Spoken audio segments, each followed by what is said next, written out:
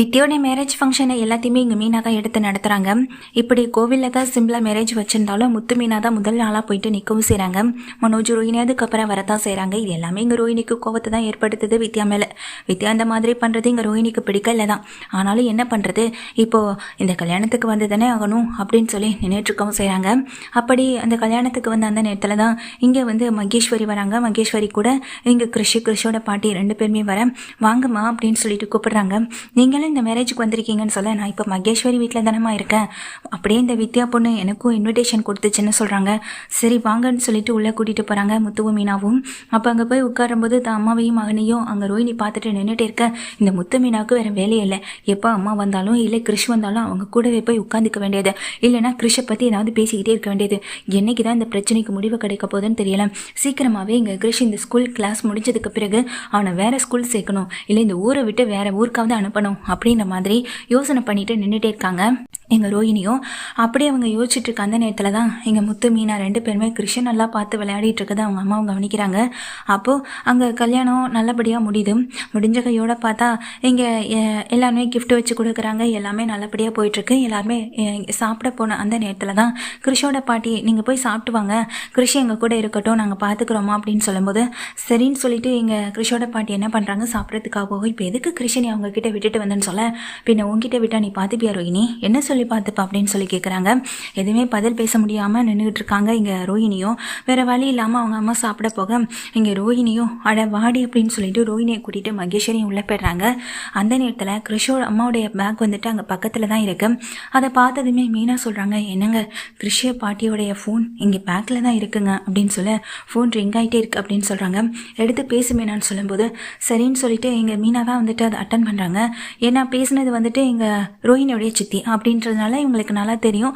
அவங்க பேசிட்டு call cut பண்ணிவிட்டு ஃபோனை வைக்க போகிற அந்த நேரத்தில் இங்கே என்னங்க எப்படியுமே எங்கள் கிறிஷோட பாட்டி வந்து அவங்க அம்மா கிட்ட அவங்க பொண்ணுக்கிட்ட பேசாமல் இருக்க மாட்டாங்கல்ல அப்படின்னு சொல்ல, ஆமாம் மீனா இப்போ என்ன பண்ண போகிற அப்படின்னு சொல்லி கேட்க, என்னங்க என்ன தெரியாத மாதிரி கேட்குறீங்க, அப்போது அவங்க பொண்ணோட நம்பர் இதில் இருக்கும்ல, கல்யாணின்னு தானே சொன்னாங்க அவங்க பொண்ணு பேர், இருங்கங்க அவங்க நம்பர் வாங்குறதா பெரிய கஷ்டமாக இருக்குது, அவங்க அம்மாவும் கொடுக்க மாட்றாங்க, இந்த மகேஸ்வரிகிட்ட கேட்டாலும் அவங்களும் கொடுக்க மாட்றாங்க, ஏன் இந்த வித்யா கிட்ட கேட்டால் கூட கொடுக்க மாட்றாங்க, நாம அதுக்கு பதிலாக இந்த ஃபோன்லேருந்தே எடுத்துக்கலாம் அப்படின்னு சொல்லிட்டு மீனா என்ன பண்ணுறாங்க, அந்த ஃபோனில் வந்துட்டு தேடி பார்க்குறாங்க. என்னங்க இது கல்யாணின்ற பேரில் ஃபோன் நம்பரை காணும் அப்படின்னு சொல்லிட்டு இருக்கும்போது தான், இல்லை மீனா நல்லா பாரி இருக்குன்னு சொல்லும்போது கொஞ்சம் பொறுமையாக தேடு, நான் யாரும் வராங்களான்னு பார்க்குறேன்னு சொல்லிட்டு இருக்காங்க.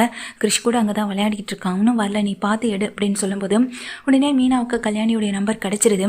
மீனா அந்த ஃபோனில் இந்த நம்பரை எடுத்துக்கிட்டு அவங்க பாட்டி வரத்துக்குள்ளே ஃபோனை ஆஃப் பண்ணி வச்சிடுறாங்க. அம்மா உங்கள் ஃபோன் ரிங் ஆகிட்டே இருந்துச்சுன்னு சொல்லும்போது உடனே அங்கே அவங்க பாட்டி வந்துட்டு யாருமா அப்படின்னு சொல்லி கேட்க, இல்லைம்மா ரொம்ப நேரம் ரிங் ஆனது, அதனால தான் நான் அட்டன் பண்ணேன், இங்கே உங்கள் தங்கச்சி தான் பேசினாங்கன்னு சொல்ல, சரிம்மா அப்படின்னு சொல்லிட்டு அப்போ நானும் கிருஷ்ணன் கிளம்புறோன்னு ரொம்ப அவசரமாக இங்கே கொஞ்சம் நேரம் கூட நிற்காம அந்த இடத்த விட்டு வேகமாக ஓடுறதுலையே தான் கவனமாக இருக்காங்க. அவங்க பாட்டி அங்கேருந்து கிளம்பி போனதுக்கு பிறகு முத்துவும் மீனாவும் என்ன பண்ணுறாங்க, இங்கே ஃபோன் நம்பரை பார்த்துட்டு, என்னங்க நான் இந்த நம்பரை டைப் பண்ணி தான் வச்சுருக்கேன், கால் பண்ணுவான்னு சொல்லும்போது முதல்ல பண்ணு மீனா அப்படின்னு சொல்லும்போது இங்கே மீனா வந்துட்டு கால் பண்ணுறாங்க. அந்த ஃபோன் வந்துட்டு ரிங் ஆகுது. உடனே மீனா வந்துட்டு அந்த நம்பருக்கு கால் பண்ணுறாங்க. கால் பண்ண உடனே இப்போ ரிங் ஆகுது. அதை அட்டன் பண்ணுறாங்க ரோஹினியும். சொல்லுங்கள் மீனா அப்படின்னு சொல்கிறாங்க. ஏன்னா இப்போ வந்துட்டு ரோஹினி வந்துட்டு அது வேற ஒரு நம்பர் வச்சுருக்காங்க, அந்த நம்பர் இங்கே மீனா கிட்டே இல்லை, மீனாவுடைய நம்பர் ரோஹினிகிட்ட இருக்குது அப்படின்றதுனால மீனா எதுக்கு தனக்கு கால் பண்ணுறாங்க அப்படின்னு தெரியலே நினச்சிட்ருக்கு எங்கள் ரோஹினி. அந்த நம்பர்லேருந்து அந்த ஃபோனை வந்து பார்த்ததும் இந்த நம்பர் மீனாவுக்கு எப்படி தெரியும்னு யோசிக்கல. ஆனால் உடனே கால் அட்டன் பண்ணி சொல்லுங்கள் மீனா அப்படின்னு சொல்லிடுறாங்க. இதை கேட்ட உடனேயே இங்கே ரோஹினிக்கு இங்கே மீனாவுக்கு பயங்கர ஷாக் ஆகுது. என்ன மீனா இங்கேயே நின்றுட்டு எனக்கு எதுக்கு கால் பண்ணுறீங்க அப்படின்னு சொல்லிட்டு எங்கள் பக்கத்தில் வர முத்து மீனா அதிர்ந்து போய் அங்கே ரோஹினியை பார்க்க, மீனாவும் முத்துவும் ஒருத்தர் மாற்றி ஒருத்தர் ஃபோனையும் பார்த்துக்கிட்டு இங்கே தங்களை 2 பேரையும் அதிர்ச்சியில் நிற்க, அங்கே என்ன பண்ணிகிட்டு இருக்க ரோஹினி இங்கே வா அப்படின்னு சொல்லிட்டு அங்கே வித்யா கூப்பிட்றாங்க ஃபோட்டோ எடுக்கணுன்றதுக்காக. சரி வெயிட் பண்ணுங்க நான் வரேன்னு சொல்லிட்டு அங்கேருந்து ரோஹினி கிளம்பி வித்யா பக்கத்துக்கு போயிடுறாங்க. என்னங்க இது, அப்போ அவங்க அம்மாவுடைய ஃபோன்லேருந்து நான் இந்த நம்பர் தானங்க எடுத்தேன் அப்படின்னு சொல்ல, எனக்கும் அதே சந்தேகம்தான் அப்படின்னு சொல்லி 2 பேரும் பார்த்துட்ருக்கேன். என்னமோ இருக்குங்க, பெரிய விஷயம் ஏதோ ஒன்று நடந்திருக்குங்கன்னு சொல்ல, இதுக்கப்புறம் இதில் என்னமே நான் கண்டுபிடிக்கிறதுக்கு இருக்கு, கிறிஷோட அம்மா வந்துட்டு இந்த ரோஹினியா இருக்குமோன்னு சந்தேகம் எனக்கு இப்போ தான் வருதுன்னு சொல்ல, நிச்சயமாக இது மகேஸ்வரிக்கும் வித்யாவுக்கும் தெரிஞ்சிருக்கும், கல்யாணம் முடிஞ்சதும் அவங்கக்கிட்ட கேட்டு தெரிஞ்சுக்கிறதுல தான் எல்லாமே இருக்குன்னு முத்துவும் சொல்கிறாங்க. மீனாவும் அதே எண்ணத்தில் இருக்க, எல்லாமே ஃபோட்டோஷூட் எடுத்துகிட்டு அங்கிட்டு போனதுக்கு பிறகு உண்மையை சொல்லுங்கள் வித்யா, என்கிட்ட நீங்கள் உண்மையாக பழகுறீங்கன்னு நான் நம்புகிறேன், என்கிட்ட உண்மை எதுவும் மறைக்க மாட்டீங்கன்னு நம்புகிறேன் அப்படின்னு சொல்லி நடந்த விஷயத்தை எங்கள் வித்யாகிட்ட சொல்ல வித்யா திணறி போய் நிற்கிறாங்க.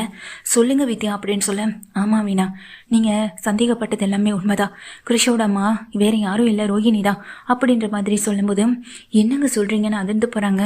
அவங்க வாழ்க்கையில் நடந்த எல்லா விஷயத்தையும் சொல்லும்போது மீனாவுக்கு இன்னும் பேரதிர்ச்சியாக தான் இருக்குது.